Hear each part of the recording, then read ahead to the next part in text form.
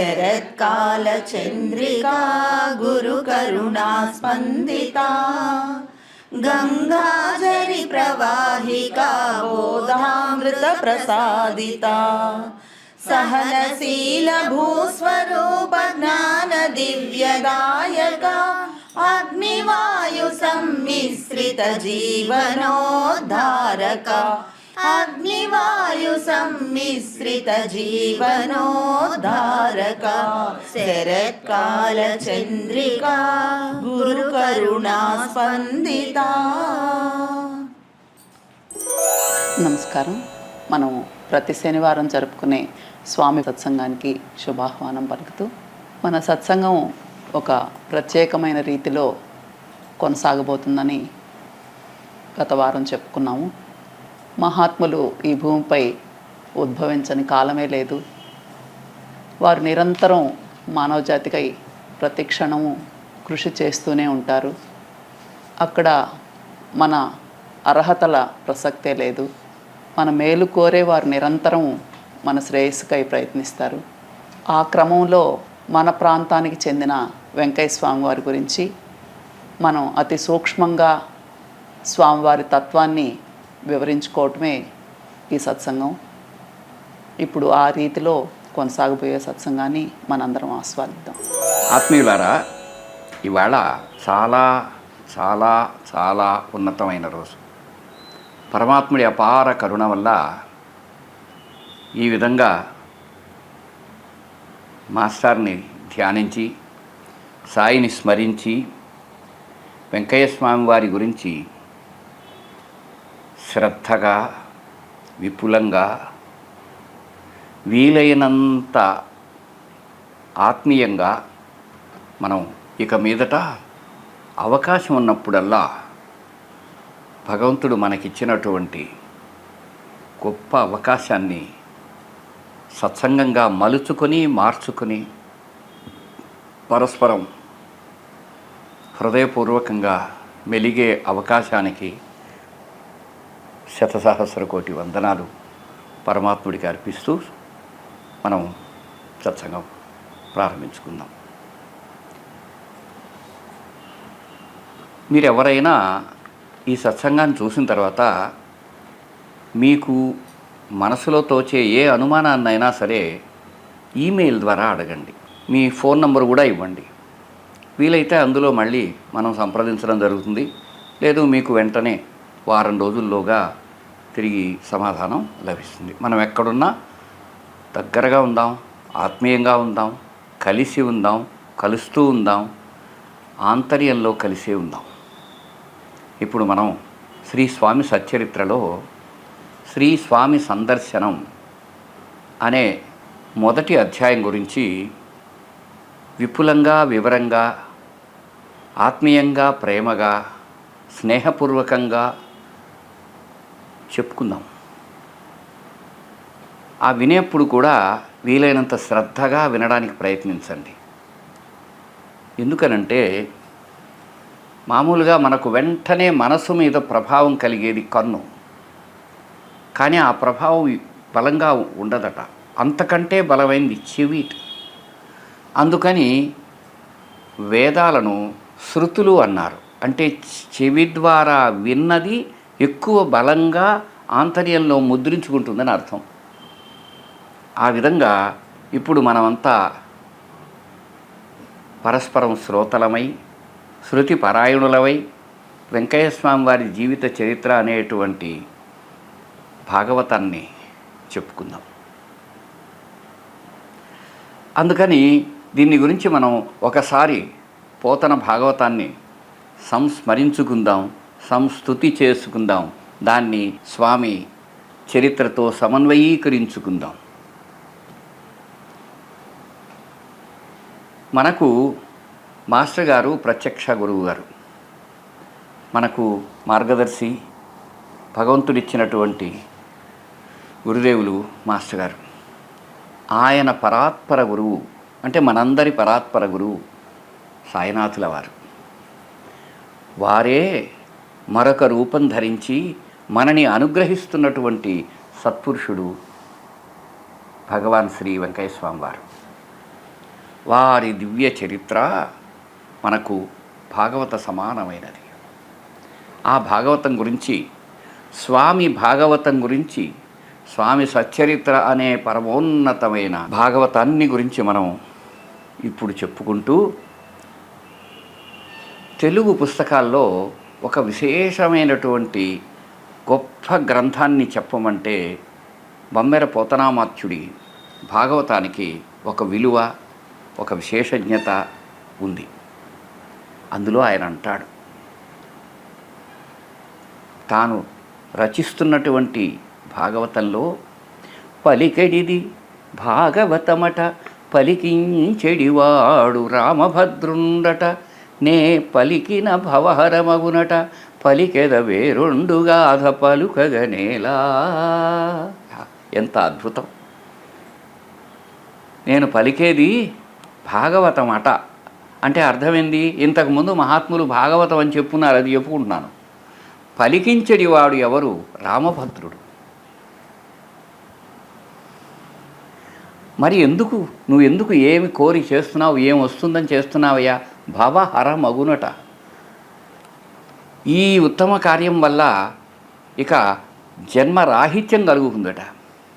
కనుక వేరొకటి ఎందుకు పలకాలి, భాగవతమే పలుకుతాను అని సుమనో నిశ్చయంతో వాగ్ధారను ప్రసాదించిన బమ్మెర పోతనామాత్యుని మనం ఎలా అన్వయించుకుంటున్నామంటే, పలికెడిది స్వామి కథయట. ఇక్కడ మనకు భాగవతం స్వామి యొక్క సచ్చరిత్ర. పలికించెడివాడు మన పరాత్పర గురువైన సాయి భద్రుండట. పలికించెడివాడు సాయి భద్రుండట. మరి ఎందుకు పలకడం? నే పలికిన భవహర మగునట, పలికెద వేరొండుగాధ పలుకగనేలా. సరే ఏమయ్యా, భాగవతము తెలియటం అంత సునాయాసమా? నీకు బాగా తెలిసి చదువుతున్నావా? లేదు బాబుగారు, పొరపాటు పడకండి. ఆ భాగవతమైనా, ఇదిగో ఈ స్వామి భాగవతమైనా, భాగవతము తెలిసి పలుకుట చిత్రంబు. చిత్రం అంటే విశేషమైనది, సామాన్యంగా ఉండనిది, ఆశ్చర్యజనకమైనది. అందుకని ఎవరైనా భాగవతాన్ని తెలిసి పలకడం అనేది చాలా అరుదైన విషయం. ఎవరికి? శూలికైన తమ్మి శూలికైనా. శూలి అంటే శివుడు, శూలమును ధరించినవాడు, పరమశివుడు. తమ్మి శూలికైనా, తమ్మి శూలి అంటే బ్రహ్మదేవుడు. ఆయన విష్ణునాభి పద్మములో విరాడ్రూపుడై ఉండేటటువంటి బ్రహ్మదేవుడు, తమ్మి శూలికైనా. అందుకని నేను ఆ విధంగా పొరపాటు పడలేదు తండ్రి. భాగవతము తెలిసి పలుకుట చిత్రంబు. మరైతే ఇప్పుడు మీరేం చేయదలుచుకున్నారయ్యా? విభుదవరుల వలన విన్నంత కన్నంత. మహాత్ములైన పెద్దలు, మన సమకాలీనులైనటువంటి మహానుభావులు, తారసపడిన బుధజనులు, పెద్దలు, వీరందరి ద్వారా విన్నది కన్నది ఏదైతే ఉన్నదో అందులో నాకు అర్థమైనది, పరమాత్ముడు అర్థం చేసినది ఎంత ఉందో దానిని తెలియవచ్చినంత తేటపరతు, దాన్ని స్పష్టంగా తెలియచేయడానికి ప్రయత్నిస్తున్నాను. భాగవతము తెలిసి పలుకుట చిత్రము శూలికైనను తమ్మి శూలికైనా. విభుదవరుల వలన విన్నంత కన్నంత తెలియవచ్చినంత తేటపరతు. భాగవతము తెలిసి పలుకుట చిత్రంబు శూలికైన తమ్మి చూలికైనా. విభుదవరుల వలన విన్నంత కన్నంత తెలియవచ్చినంత తేటపరతు.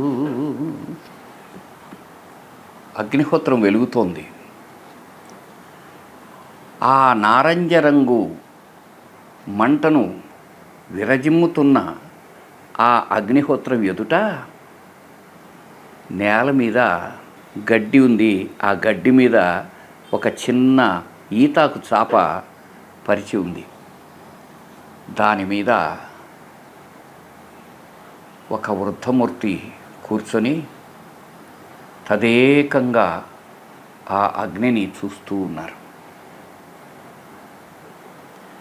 ఆయన చూస్తే సుమారు ఒక 70 ఏళ్ళు ఉండవచ్చు. ఆయన నుదుటి రేఖలలో ఆయన వయస్సు ప్రతిబింబిస్తోంది. కొంచెంసేపు ఆయన అలా గమనిస్తే ఆయన మన నెల్లూరు ప్రాంతంలో చాలా సహజంగా కనిపించే వృద్ధ రైతులాగా ఉన్నారు. ఆయన ఒంటి మీద చిన్న ఆచ్ఛాదన, ఈ ప్రాంతం వాళ్ళు కట్టుకున్నట్టు కౌపీనం తప్ప మరేమీ ఆచ్ఛాదనగా లేదు. పైనంతా చాలామంది పొలాల్లో ఏ విధంగా అయితే రైతులు ఉంటారో అలా ఉన్నారు. ఆయన శ్రద్ధగా గమనిస్తే ఆయన నుదురు చాలా వెడల్పుగా ఉంది. ఆ పైన నున్నటి గుండు. సంవత్సరాల తరబడి ఆ ఎదుట ఉన్న అగ్ని సెగకు కాగి కాగి నల్లబడ్డ నునుపైనటువంటి దేహం.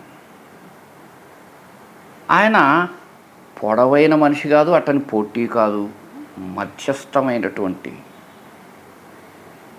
దేహం. అయితే నిరంతరం శ్రమతో రాటుదేలి ఆ శ్రమను, అందులో దారుఢ్యాన్ని, దానివల్ల ఏర్పడిన సౌష్ఠవాన్ని ఆయన దేహం ప్రతిబింబిస్తుంది. స్పష్టంగా ఉండే ముక్కు, చెవులు, బోసినోరు, వాటిని కానీ అలా చూస్తే చాలాసార్లు మన ఇళ్లలో కనిపించే తాత గుర్తొస్తారు. కానీ చిత్రాతి చిత్రం ఏమిటో చెప్పనా? ఆయన కళ్ళు అవి ఎంత అద్భుతమైనవంటే ఆ లోతైన కళ్ళలోంచి మనం ఎక్కడా చూడని ఒక వెలుగులు విరజిమ్ముతూ ఉంటాయి. ఒక అద్భుతమైనటువంటి ఆ కళ్ళు నిత్య చైతన్య దీప్తులు అనవచ్చు. వాటిలో ప్రేమ ఉంది, కరుణ ఉంది, అపారమైన తపస్సు ఉంది. మనకెవ్వరికీ అర్థం కాని ఒక వ్యాజమైన మానవాళి పట్ల బాధ్యత ఉంది. సాన్నిధ్యం చూద్దామా? ఆయన దగ్గర పోయి కూర్చుంటే తెలియకుండానే మనసు శాంతిగా, సంతోషంగా, అన్ని దిశలకు శాంతి సౌరభాలను ప్రసాదిస్తున్నట్టుగా ఉంది. ఆ పరిమళం అద్భుతంగా ఉంది.